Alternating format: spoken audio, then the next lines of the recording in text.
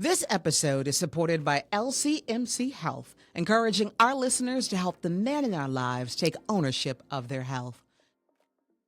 Thank you for choosing this Well Chat. To support future episodes, consider purchasing a Freedom Art Mat or Vegan Leather Journal at freedomatthemat.com. We're a nonprofit dedicated to improving the lives of women globally through wellness education and appreciate your support. Now, on to the conversation. I know we're all about women at Freedom at the Mat. I'm always remaining committed and dedicated to that. But for Father's Day, this particular episode of Well Chat is dedicated to our men, in particular, Black men. So we all love our brothers, our fathers, our sons, our husbands, our boyfriends, right? So our nephews, I know that I do, and I know that you do as well. So let's dedicate this to them. Either share it with them, have it loud on when they're in the room, or make sure that you share the information we're going to learn today. We need our men in this world to be healthy to ensure our yin and our yang are balanced. So today I am thrilled to be joined by CJ Marbley. And this is presented by the one and only healthcare leader, LCMC Health. Marbley is Chief Nursing Officer for New Orleans East Hospital and University Medical Center. And he's also, as if that's not enough, he's also the Chief Operating Officer of New Orleans East Hospital. Prior to these positions, Marbley spent 25 years working in the Washington, D.C., Maryland, and Virginia, DMV area as an emergency department trauma nurse, pediatric ED nurse, and an ICU nurse. He has been a nursing leader for over 20 years. He's at the hospital right now talking to us for this episode. And we're grateful that he has joined us today to talk about Black men's health. Hello. How Hello. are you? I'm doing very well. Thank you for having me. Happy to be here. I love the podcast and looking forward to being part of the journey. Well, thank you. I mean, when we talked to LCMC Health and I said, I need somebody for Men's Month, I want to dedicate an episode for our men. You were the one. You are the one that they said, oh, we have to find, this is the man. So thank you so much. So given your roles at New Orleans East Hospital and University Medical Center, you see a lot of patients. And we know you have a lot of firsthand primary data to go from. What's going on with our Black men these days? You know, every day we come to work and I love the work I do. I've been a nurse for 33 years now, Howard University grad. And so, and worked at the Safety Net Hospital in DC for a number of years. And so this is at my heart of what we do every single day. And what I'm seeing when I go out with my men's group at church, with the guys at the playground and my fraternity brothers, it's for men, seeking healthcare has just never been part of our DNA, right? You know, if you think about growing up, you know, we are boys and girls, we grow up, we go through, we see doctors doing school and things of that nature. But then we get to 18 and women still have a regular pattern of going to the doctor for their, you know, annual checkups and things of that nature. They still have a GYN, they still, you know, keep up with their bodies. Men, for most men, once we get out of high school and finish with that sports physical that we got every year to school, you know, maybe we did play college sports or something like that. After we get out of school, there's nothing driving us to get healthcare, to be connected to healthcare. Because we think that we're strong, we're vital, we're the protectors, we're the providers. And so why would we need a doctor? Nothing's wrong with me. Why would we need?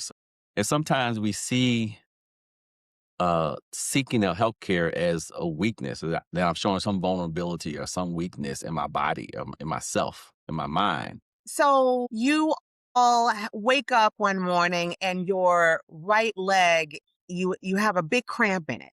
Mm-hmm. What's the first inclination for a man? I must be dehydrated. Okay. I must be dehydrated. Maybe I need to take my vitamins. Maybe I've stayed out too late with the guys or party too hard. So I just need to walk it off. I don't think something's wrong with my body. And so with that, okay, let's carry on because, okay, Now it's week 3 of this. This cramp is you're still getting up, going to work, you're still taking care. You haven't told your partner, you haven't told your family, you're still kind of limping around. Week 3, what's going on? This episode is supported by LCMC Health, encouraging our listeners to help the men in our lives take ownership of their health. Because they're our fathers, our sons, husbands, brothers, and good friends. And the painful truth is, men die on average 5 years earlier than women. The good news is, it doesn't take much to beat the statistics. They just have to see a doctor, find a primary care physician, and see them once a year for men over 50 and every 1 to 3 years for younger men. That's it. This kind of regular checkup is one of the strongest predictors of men's health and longevity because it leads to early detection of deadly but treatable conditions like heart disease, diabetes, high blood pressure, and various cancers. Yes, men can be stubborn, so it's good that the first step is an easy one. Tell them all they have to do is visit lcmchealth.org/primary care to find a doctor and make an appointment. That's lcmchealth.org/primary care. I probably told one of my homeboys, one of my best friends, hey man, you Okay. know what? This leg has been acting up a little bit, and that's where it's important for us to recognize it, be our brother's keeper, right? To say, hey, when the last time you seen a doctor? Or if we tell our partner, if our partner knows something different, where we're sleeping differently, we're limping a little bit, hey, what's wrong? Oh, I'm okay. I'm fine. One of my buddies, I have a good buddy here in New Orleans, Doc Eric Griggs. Mm-hmm. I'd give him credit because he says fine and good are the 2 other 4-letter words that we shouldn't allow to happen. Because we just, oh, I'm good, oh, I'm fine. Mm-hmm. And someone has to stop and say, hey, maybe you're not good, maybe you're not fine.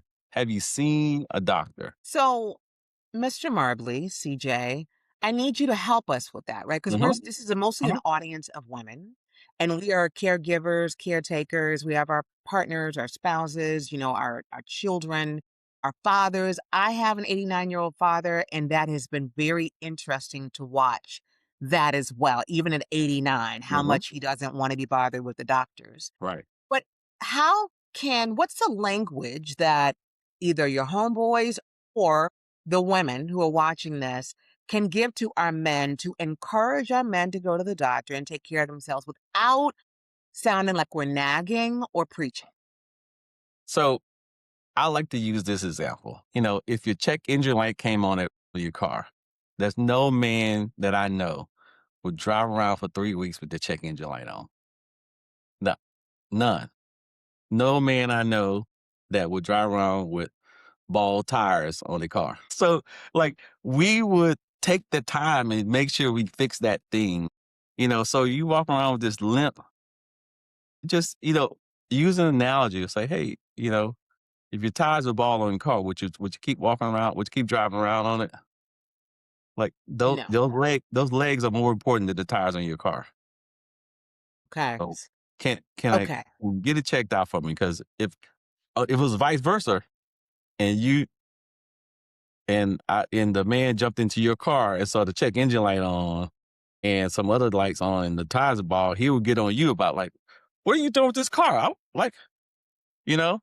Right. So you got to put it in a perspective that they can kind of relate to.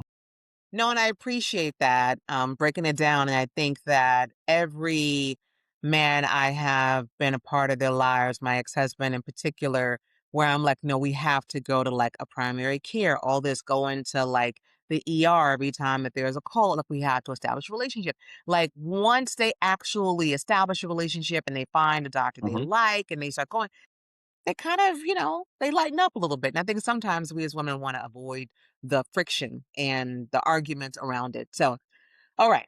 Okay, so kind of touch on that. So we wouldn't go to some random barber, Right. right? We go to the Right. same barber for 20 years. Right. Would not. So you gonna go some random ER and get checked out for some random doctor? Or you gonna go to a guy who knows, or a woman who knows you, a doctor who knows you over the years? We wouldn't Right. go to a random mechanic to get somebody working on our car.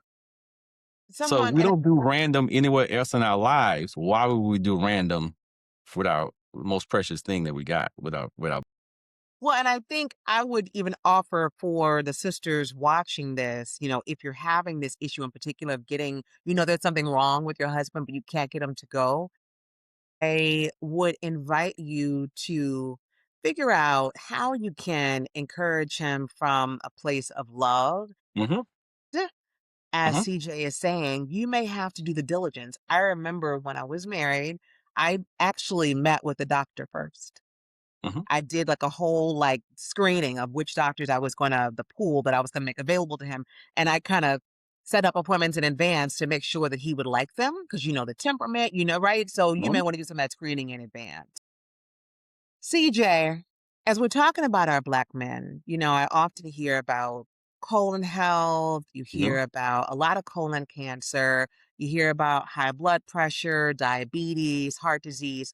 Are there any more prevalent issues today that are affecting our Black men that we should know of, or anything that's on the rise with Black men in particular? And if it's not, it's fine, but just curious. Well, it really depends on the age group, Okay. so I talked about that early age of the 20s, 20, early 30s where they're not going at all. They just think, "I'm good. I can walk it off." The thing that we see in there is there's still a rise in, sexually transmitted diseases in that age group. There's still, the thing that you have to watch out for is those STIs or HIV that could derail a lot of their life. And so I think just to remind them that not you still need protection. You still have to be careful because they're not getting that same health education in high schools like they used to. They're not getting the health education sometimes at home. And so who's providing it? And so it's your nephew or your son or your brother. Talk about protection. Talk about safe sex. So I think that's key for that younger age. For the older age, it's still high blood pressure. And think about here's the deal: high blood pressure. It leads to so many other things Right. Right. that if you just leave it alone, yeah, it's not gonna bother you enough to to do something to you right now, but it Right. will cause lasting damage. It will start cause lasting damage to your kidneys. So we see so many people on dialysis because the kidneys are failing them. It will cause issues with possible strokes. You see people walking around with permanent disabilities because of strokes, right? It causes wear on your heart disease. In New Orleans right now, we, I have you. If you know New Orleans, UMC is right downtown. New Orleans East is out where Old Methodist was in the east. In between, you have Lord Night War, you have Treme, but you have 5 miles away, you have Lakeview, and there's a 25-year life expectancy gap between Lakeview and Treme and Lord Night Ward. A 25-year life expectancy gap, 81 to 56. And so Listen. that's real talk because I'm 56 years old. So I And can this is imagine I'm sorry, CJ, it's for the men? for the men. 25, okay. And you're 56. Sorry, I just want to make sure. I'm 56. So it's men my age. I can imagine not being around for my family, not being around for my grandchildren. And when I talk to men my age, a little older, and I tell them it's not about just having more birthdays, but the most success in my life, my legacy will be built in these next 25 years. So, the things I pass on to my grandkids Right. is how you keep the legacy going.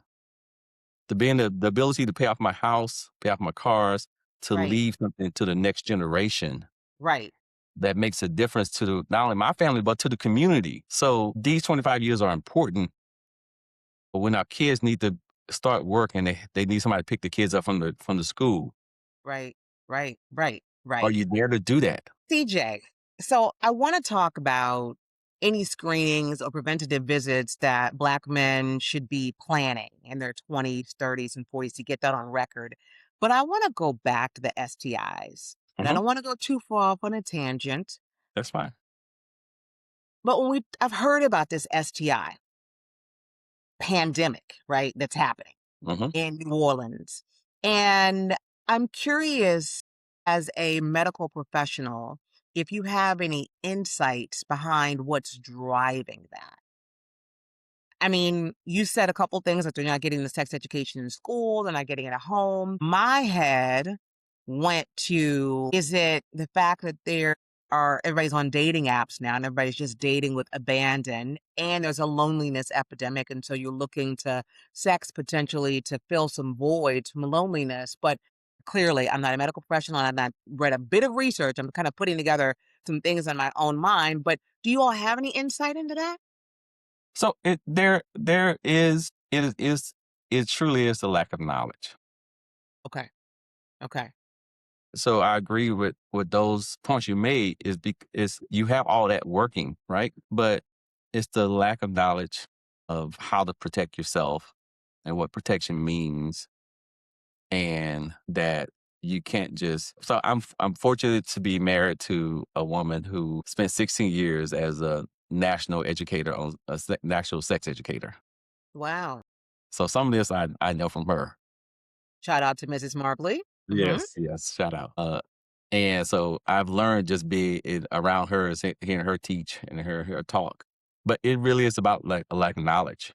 And so she goes around, she still has her own company. She goes around, she talks to young people, teenagers, young adults. She talks to the elderly. She goes to senior living facilities and talk to the elderly, because you see a epidemic in some of those senior living facilities also, where you see Okay. STIs are spreading because they figure they can't get pregnant. So, but Right. no need for protection.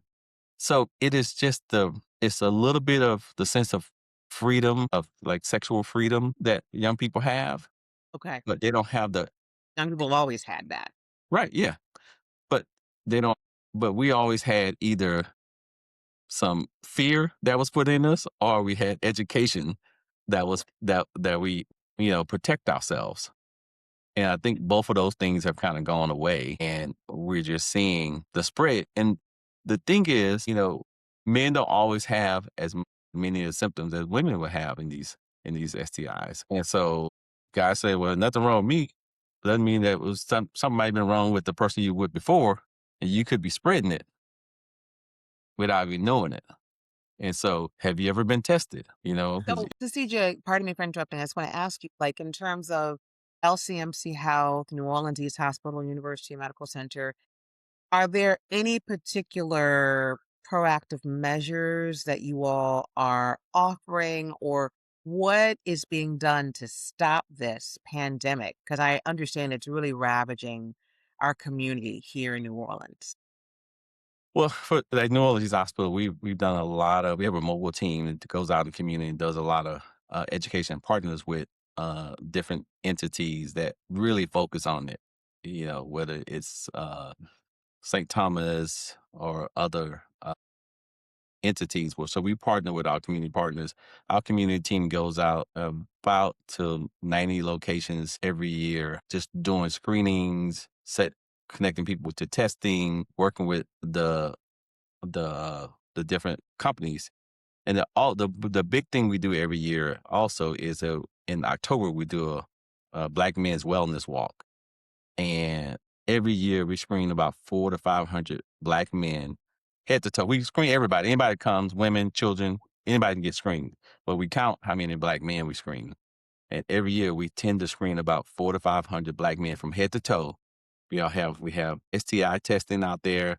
We have eyes, prostate, blood pressures, glucose, cholesterol, name it. The vascular access checks for your legs to make sure that you have a risk of losing your legs, losing your limbs because of poor circulation. So that's our big screening we do every year. This year's going to be in Congo Square in October, early October.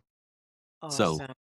and we'll have all these community partners there to offer testing, free testing for everyone. So we want to get people, we try to take healthcare to individuals. So I like to say, during COVID, we learned how that we can get food a lot of different ways, right? We can get Right. food delivered to us. We can ride by and pick it up. They can throw it in the back of our car. Healthcare needs to be that mobile Accept. also, Yeah. that Yeah. portable, that accessible. So how can when we talk about the delivery of healthcare, we really want to deliver healthcare right to people right where they need it. So we Yes. go into the communities, we go into schools and churches and playgrounds, barbershops, no matter where they are, no matter where people are, we're going to them and trying to get them connected to healthcare, get them screening so people can know their basic numbers. When the last time you had your blood pressure checked? Know what you weigh. Do you know? I love that LCMC, like, legitimately is all about meeting people where they are, and I love when I always go to the park, Joe Brown Park, and I go do my track walking there, Mhm. and I always when I see the van, I'm always just very The happy. purple band. So, what preventative screenings should Mhm. our men get in their 20s, 30s, 40s, 50s, and beyond? What should be on the list? We hope you're enjoying this well chat. Just popping in to remind you that we are a nonprofit dedicated to improving the lives of women globally through wellness education. To support this podcast, visit freedomatthemat.com and consider purchasing a Freedom Art Mat or journal to keep these conversations going. Well, the main three. One is getting I'll put these two together. The blood pressure and your A1C. So your blood pressure to make sure that it's not just creeping up. A lot of times men take their blood pressure. Last time they took it is in the 18, when they're 18 or 20 or so, and it was 120/80. I mean, you're 35 now. What is it now? Have you had checked in the last 18 years, 17 years? It can creep up until to the point where it just push you down. So what's your blood pressure? What's your A1C? Your A1C is not just your glucose. So sometimes people check glucose. Oh, my glucose is fine. It's 130. It's fine. Whatever. 105, whatever. Your A1C it's a test that looks at how well your glucose was maintained over the last 3 months. So that's a test that really tells you how are you not diabetic, are you pre-diabetic, or you're truly a diabetic. That'll tell you. If it's over 7, you're a diabetic. Did you want to go back to the high blood pressure? You wait from 18 to 45 to get it tested. Is it possible that there might be some irreparable organ damage that happened along the way because of the high blood pressure that was untreated all those years? Yeah, that could be. It could be Okay. because if you're putting your kidneys under that pressure for that long, putting your heart under that pressure for that long, you can have some damage. Now, not that it can't be treated or medicine to help with things of that nature, but you can cause damage because it depends on your body. So I may be able to go for 20 years with blood pressure that's out of control and may not get the damage, but someone else next to me may be able to go at the 10-year point, they're going to start breaking down. So you don't know. And so unless you get it checked, you don't know. So, and look, I'm going to tell myself, I'm a nurse. So I've been a nurse since I was 22 years old, Okay. you know, I think I went from like 22 to 39 before I got I got a regular doctor. We appreciate your honesty. Like, We appreciate it. and here's the deal. It's because one day I'm sitting in a meeting in the hospital Right. and we're talking about strokes and they're describing the symptoms of a stroke. They're talking about a case study and they're describing the symptoms this patient had. I was like, wait a minute. I have some of those. Right. I'm having some of those right now. Um, so so As a I nurse, as a professional. as a nurse, because they like, why don't you? And I say, oh, I see doctors every day at work. If I need somebody, I'll just ask somebody to check me out. But I never got checked out. Right. And How so, fortunate enough, it didn't cause any irreparable damage for me. I was able to get it under control, but I had to start taking medicine talk to get it about under the pot control. calling the kettle black. So even Even you did. me, And why didn't you? Just so we know, right? because it was never pressing enough for me to do it. And I didn't grow up in a household because I grew up kind of working poor.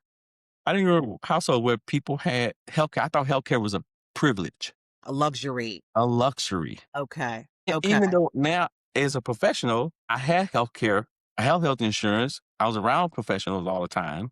Right. I still had built into my mind that it wasn't something that I needed to do all the time. I saw my wife going every year, Right. but not me.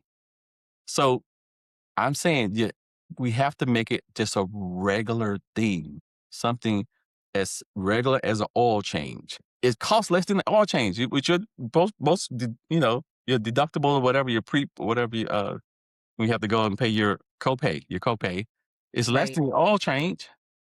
And So and for those of us who are underinsured or uninsured, the health fairs the present us health fairs opportunity. are present. So this is like so we were at Sister Struck Okay. here in New Orleans. We was there Yep. to give free screenings. We was at Okay. Crescent City Classic. We was at most big events. There's a health screening opportunity. Big events in New Orleans. Just walk up. We'll do screenings for you. So that We really support those local events. that's really smart. You guys went to Sister Struck. And I think that this is for all the sisters out there, right? It's like if the partner's like, I don't have insurance or I'm in between jobs, whatever, we could take them to places like this and Right. kind of gently encourage they get those numbers checked in because it's really important. Okay, I want to talk about prostate. Yeah. We So know so the next thing is prostate screening. And so here's the deal, because guys like, oh, I don't want anybody sticking their fingers up my butt. right. There's a blood test you can do. That's a screening test. It's a PSA test. It's a blood test you can do. And unless the blood test come back wrong, you don't have to stick the finger at the butt. You know. So if you just take the blood test, you can find out that your PSA level is fine. If it comes up, even some, you're like, okay, we'll recheck it, see if it's before we even get to the finger thing. Wow. Now that is transformative, TJ. Yeah. I hope that's changed some lives. Just that right Yeah, there, being a it has. word, being a bar, as the kid said, right there. It has. And then the last thing is the colonoscopy. Getting the colon screening. Colon cancer and prostate cancer are so treatable, curable in many times at early stages. Okay. If we just catch it, if we just let us catch it. If you drive around with the same oil in your car for a whole year, you're gonna crack that engine motor. And it's gonna be irreparable damage. If we can just get the screening done, we can catch it early, we can fix it early, and go from there. So let me add one more thing to you. A lot of times what happens is people are like, oh, I don't want to go to the doctor because, my granddad, he went to the doctor, he went to the hospital, and, he never Right. came out of there. Right. Yeah, Right. because your granddad hadn't gone to the doctor in 40 years. Correct. Correct. Yeah. If you just drive your car, just put gas in it, don't do anything else to it, one day it's just going to fall apart and you won't be able to fix it. I love the analogy about the car because you're right. It's like I moved here from New York and I won't get into stories about that. I didn't have a car for 20 years. And so I have a car now and I often forget I have to put gas in it because it's just a whole thing. And it's just like, oh my God, I have to find a gas right now. And it's like, this car will not go any further, Olivia. You have to put gas in it. Mm-hmm. That actually leads me to the question I was going to ask you about around colon and prostate health. Are Mm-hmm. there any things that we can be offering to our men and supporting them to help them prevent getting these cancers? Yeah. So a big thing is for both is just managing your overall health, managing your overall weight, moving, get moving. Okay. So for colon health, you want to get some kind of vegetable in your body every day. Every day. Every day. And a potato is not a vegetable, right? Potatoes not a vegetable. I just want to make sure because these men with these Rice. medium, not vegetables. It's not a vegetable. Rice is not a vegetable. My wife does that to me all the time. She's like, you got 2 starches on there that don't count. You got to get the greens or green beans or something. Orange, Look, yellow. yeah, we argue about corn. I'm like, how I got corn? She's like, corn is not really that vegetable either. Well, zucchini. I was going with zucchini. Hey, And so look, squash. I'm a cauliflower, broccoli. I go to sometimes get my vegetables. I go to Sweet Soul Yes. on Broad. Go Shout to out to them. shout out to them. That's right. But just find a way to get some kind of vegetables in. I eat those little oranges all the time. Yep, the cuties. Yeah, the cute. Like just get some kind of vegetable because that fiber in your gut, in your GI system, is going to help keep your colon health up. So because it needs something it's like lube to your system. that Right. fiber. You need something to put fiber in your body every day. So that's gonna help your colon. And then, for your prostate, it really is about just I think is really about keep it moving, keep your body moving. Sedentary lifestyle will lead to a lot of other things, a lot of other issues. But keeping your keeping your keep your body moving. When first time you start to see issues with, you know, if you have somebody getting up in the middle of the night, going to the bathroom all the time, Right. that's the issue. So one, it's not that you're getting up and going to the bathroom all the time, but you're not even getting good sleep. So that's bad on your body. So, but if you're going all the time and you can't hold it, you got to go like that. You can't hold it anymore. Might want to get checked out. You Get can't checked. sleep more than 4 hours without getting up and having to go to the bathroom. You might want to get it checked out. It's Right. not the norm. That's a symptom, unfortunately. So it's interesting when you talk about going for a walk every day. I mentioned my father's 89 years old. I'm a long distance caregiver. He's in Memphis, and we have a new caregiver this week.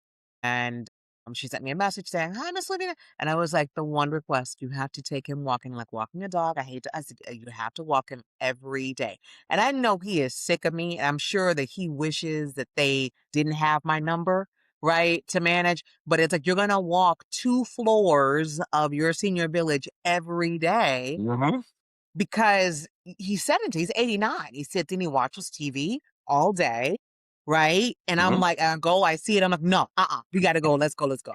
Okay. mhm. Do you mind, CJ, if we shift to mental Yeah, health? sure, sure. I was gonna Okay. mention that next. Okay. So I know our men are reticent to go get therapy. And that's all men, right? Can you tell us why on that? And then why is it so difficult for our men to talk about our mental health, their mental health? I think it's a thing where, they just don't know how to do it. One, how to talk about it. And for so long, it was a stigma that if you have any mental health issues or you can't cope or you can't, you're not tough enough. Got it. And so you just hold all that stress in. And stress is a killer. Like you gotta have a release. You gotta have a way to talk it out. And so you gotta find a way to be able to a safe space where you can just release it. So when I was 30, I lost my mom and I went Condolences. into a depression that I didn't know I was into a depression until my wife told me, like, you need to go talk to somebody, or I'm gonna leave you. And that was 6 months later. And, I didn't even cry, when during the whole week of my mom's funeral. I didn't cry during the funeral. I gave the talk for the kids, but because I thought if I ever cried, I would just lose it. And I could, I, d- that I couldn't hold it together. If I ever let it out, that I didn't know I could hold it. I could bring it back. And You- so Okay. You were trying I to be strong found, for the family. yeah. And I finally, just because she basically threatened me, I finally went and talked to somebody and learned how to know that I needed to talk to people, be able to talk to people. I needed to be able to release it sometime.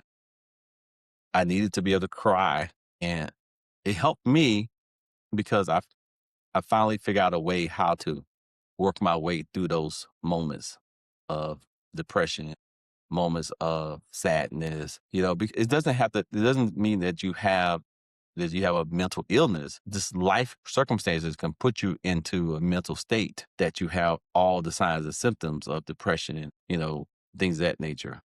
Right. So it's like, how do you get past this period in your life and how you develop these coping skills and having friends and family around you that you can talk safely to that won't be judgmental. And sometimes you might have to find some new ones that you can talk to. Correct. Correct. Sometimes your old ones are not the ones. Sometimes you have to find some new ones who understand and say it's okay and you can break down with. But if you don't release it, all that stress inside of you will manifest itself somehow in a health issue. Correct. Correct. CJ, I want you to help our listeners and our viewers right now who may be in relation in any way with a man who is dealing with mental health challenges and they don't know how to support them. I would like for you to help us figure out what we can do to support them. I know that you're not a psychotherapist, so I'm not going to put you in that bag. But to the extent that you can share with us as a Black man, as a medical professional, I know one of the things that I have shared with my friends is I think that more of us need to try to give them the space to cry and to be human beings. Like I think a lot of these men feel like they can't be soft, and that Mhm. being soft is the worst thing ever in the world.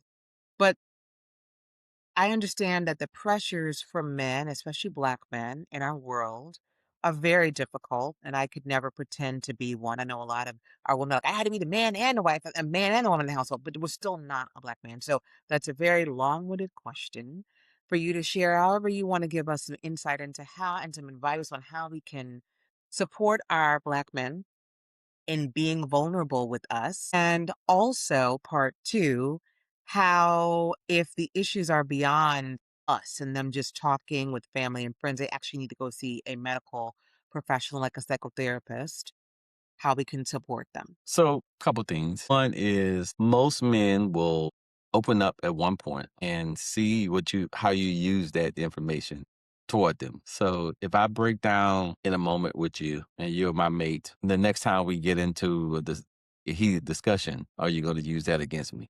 Okay. If you do, I'm never going to open up. I'm never going to open up to you again like that. You wussy. It's Yeah, over. It's it's over. over. It's Yeah. over. It's over. Yeah. Yeah. And here's the deal. You don't want a man like that. You don't want a man who has all that pinned up inside. Yeah.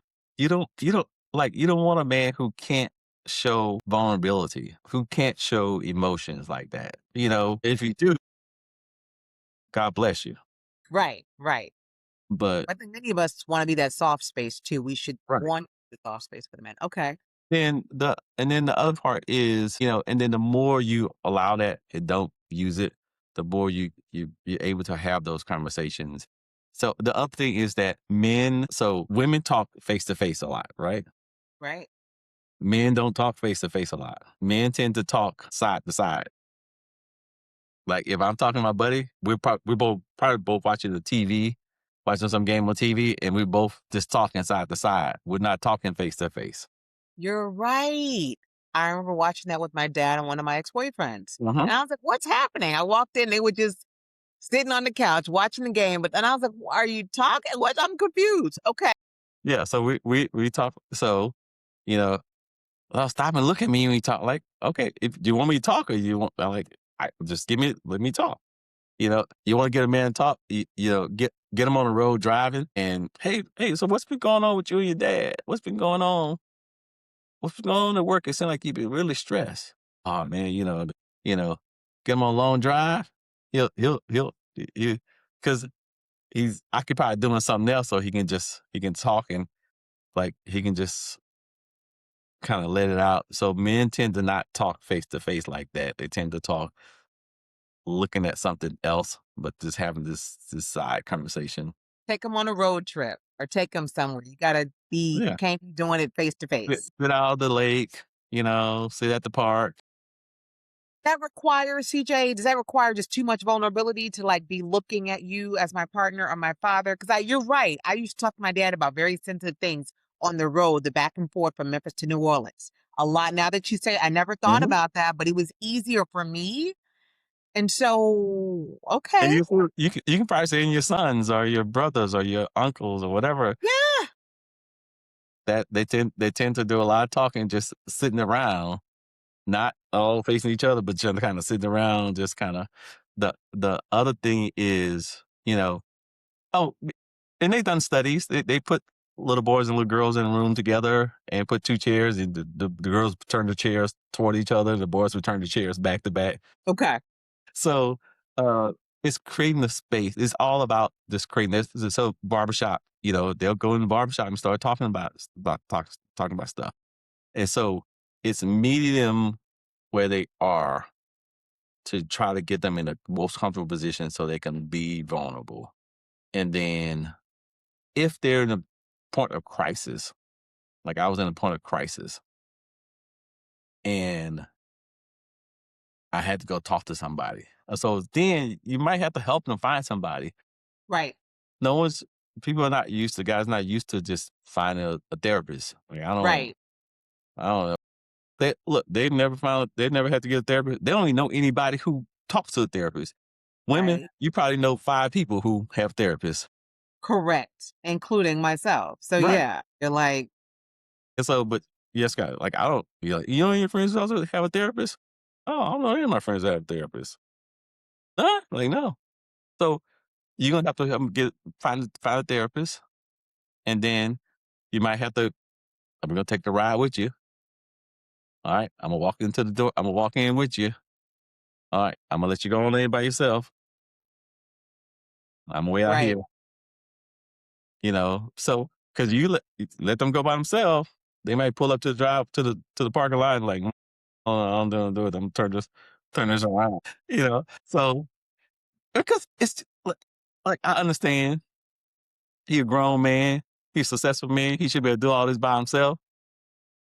But do you want him to get fixed or do you want to just be right? Right. You know? Okay, just a few more Yeah. questions. What role do barbershops, churches, fraternities, and community spaces play in improving men's health? They can be essential because they're the spaces that they're willing to go on a regular basis. So if you can provide them regular information, it just becomes part of the DNA of that location, of that space. That health is just becomes part of the thing that we talk about here too. You know, so at New Orleans Hospital for a couple of years, we partnered with Aetna, we partnered with a couple of local barbershops, and we did a thing for 2 years called Know Your Numbers. And we would give them $5. The barbers would give them $5 off the haircut if they would come in and check the number, check the blood pressure, the heart rate, and their weight. They get $5 off the haircut. And then we would reimburse the barber with a $10 gift card at the time. So it was a win-win for everybody. But it just getting people to know their number. And then once that becomes a normal thing in the shop, that I'm Yeah. checking my blood pressure, checking my weight, checking my this, it makes all the health conversations much easier. In our men's group at church, we every month, it feels like every month or so, we have some kind of health talk. So we just did one last week where we talked about what men need to understand about menopause. Because we had a whole bunch of guys in their 40s and 50s and Right. 60s who spouses and stuff are going through menopause or perimenopause. So what do you need to know to be helpful to your mate? Like what, it's just not all in the head. Like what do you need to know? So just making spaces where talking about health is just a normal part of the DNA so that men can get past that kind of barrier of that my talking about my health or being something wrong with my body is a sign of weakness. Love this. And I'm going to say two things before we go to our final questions. One, I wish I'd had this conversation while I was married. Maybe still be married. That's one. And what I'm thinking about in particular is I think we as women need to encourage our men to go to these spaces, right? It may not be so direct as me telling you, you need to go get this checked out. It can't be that because you're going to resist, you're going to revolt against that. But if I encourage you to go to the spaces that are holding space and having the conversations, the churches, the barbershops, the fraternity meetings, and I'm encouraging anybody who's affiliated with any of those, if you know an owner of a barbershop, owner of a community space, to really encourage them to integrate health into the content, right? Hmm. But it's critical because it can come that way and it won't feel so direct as if I told you to get a therapist. It comes, like you said, you're really influenced by the content at your church. You trust your church. They're Hmm. programming conversations about menopause and women. Where else would they have that conversation in your ether? I appreciate that. And I think I think we as women, we all have all these issues. Like, you're going to be at the barbershop, you're at the barbershop all night long. Like we get upset about them going out, but these are spaces that are sanctuaries for them. And I think Hmm. even for a different reason, when I was married, we were trying to save for a house. And I said, we got to cut out costs. We got to cut the barbershop. So we cut certain things out. But now seeing that is a space of wellness for our men per community. So thank And they need a space. And so you rather them at the barbershop, the church, you know, that than in the bar. absolutely. That's what I'm saying. I'm here for it. Okay. So final question here. If it's really two, I wish we had longer, but we got to wrap it up at some point. If you could leave Black men with one challenge for this Father's Day season, what would it be? And you can also answer it around, is there any small health habit that they can begin today to be healthier in this life? So however you want to answer that. So I will borrow once again. I will borrow a phrase from one of my best friends, Doc Griggs. He says, "Get checked, get fit, get moving." All right, Dr. Griggs. That's his slogan. That's his slogan. Get checked, get fit, get moving. And so I encourage men to do those things. Just get a checkup.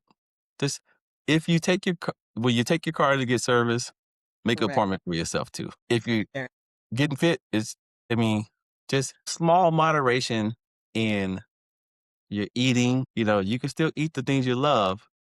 Just don't love on them too much, Right, right? And then add in some healthy options. Drink enough water. We right. we we New Orleans. You gotta drink water. It's And too hot. water is this incredible thing to your body. It will flush out so many impurities. Right, So drink 20-ounce bottles. Drink at least 2 of those a day.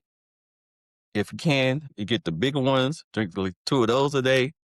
But just drink water. Just choose water.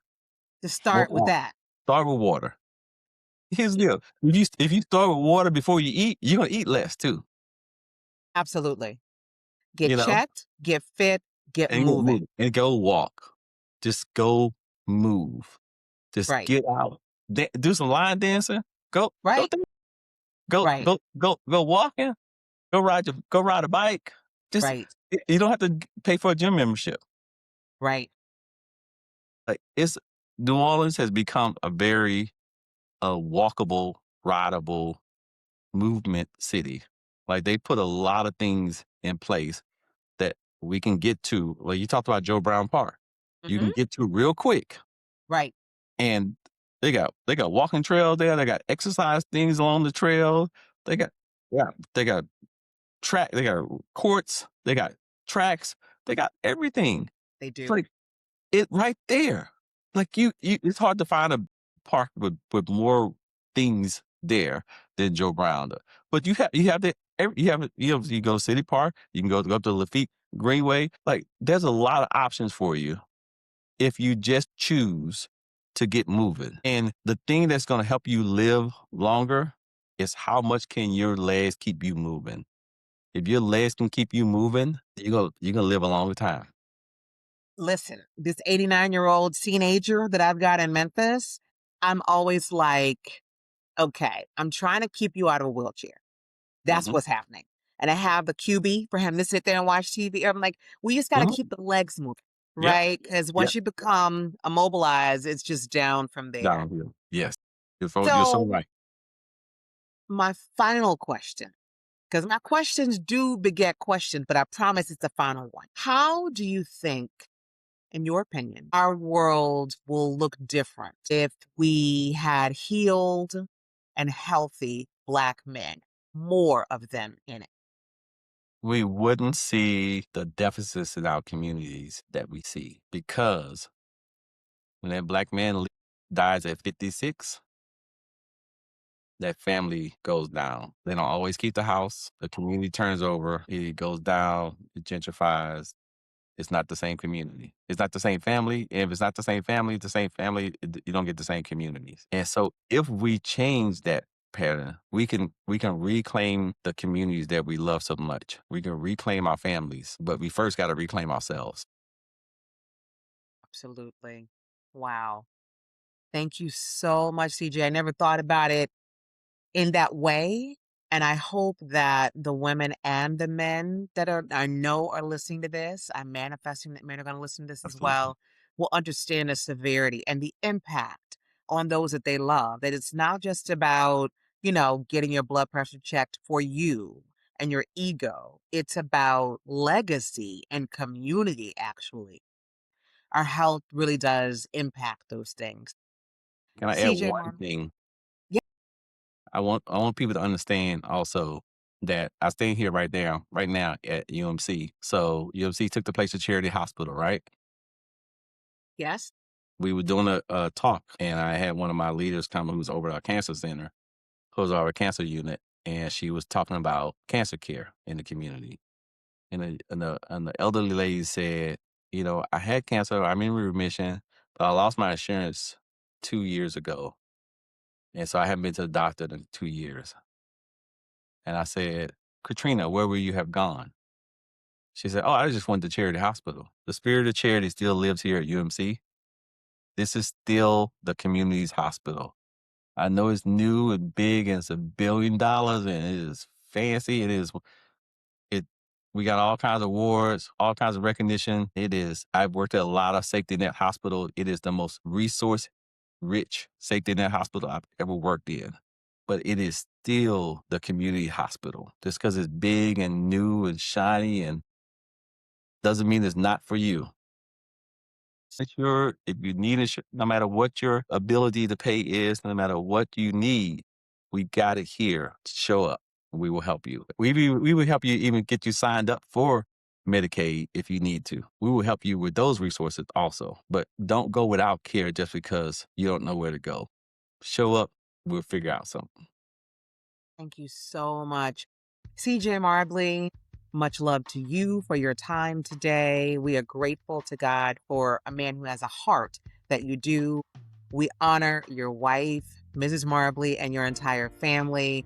I am grateful to LCMC Health, New Orleans East Hospital, and UMC for lending you to us this afternoon for an hour. May God continue to bless you and always your grandchildren, your legacy, your community, and everyone watching.